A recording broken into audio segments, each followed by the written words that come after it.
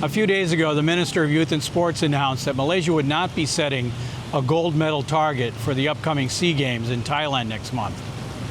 Instead, they would be adopting a total medal count first introduced for the Asian Games last year, in which gold, silver, and bronze medals are all combined to give you one number. The primary reason for this was to reduce pressure on athletes in the competition.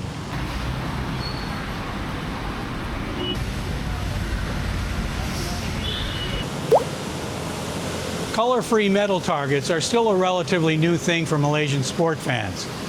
Prior to the Asian Games in 2023, Malaysia would usually announce a total number of gold medals that it thought local athletes could bring home. This often elicited disparaging commentary on social media as either being unrealistic if the goal was seen as too high, or questioning the use of government money if the goal was seen as too low. Unfortunately, the color system doesn't change this. By not announcing a goal target ahead of time, it gave people who are always used to complaining about things something new to complain about. They can claim that the entire sports ecosystem is wasting public money by refusing accountability to announce a target ahead of time. On the other hand, the Ministry, the Olympic Council of Malaysia, and the National Sports Council can claim to be trying to reduce pressure on the athletes by adjusting how they set targets and make their announcements. But here's the bottom line. These targets, no matter how they're set or announced, they are totally meaningless to performance.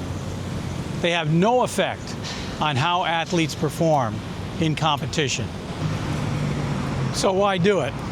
Well, there's two reasons, I think. First, it's traditional. People rarely question tradition. They just do it.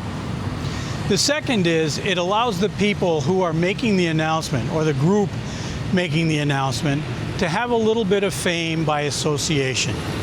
Remember, these are people that are mostly administrators or some kind of functionary. They're not athletes, but associating themselves with the athletes by talking about the competition and how many gold medals they might win makes them feel important for a short period of time. Other than that, there really is no reason to announce a target at all. The larger question here, though, revolves around motivation.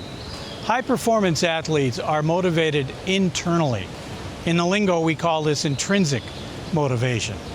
So whether the minister announces targets or not, the athletes really couldn't care less. They're not really affected by outside influences. And this applies to prize money and other kinds of extrinsic rewards. They're not as effective as a lot of non-sport people might think.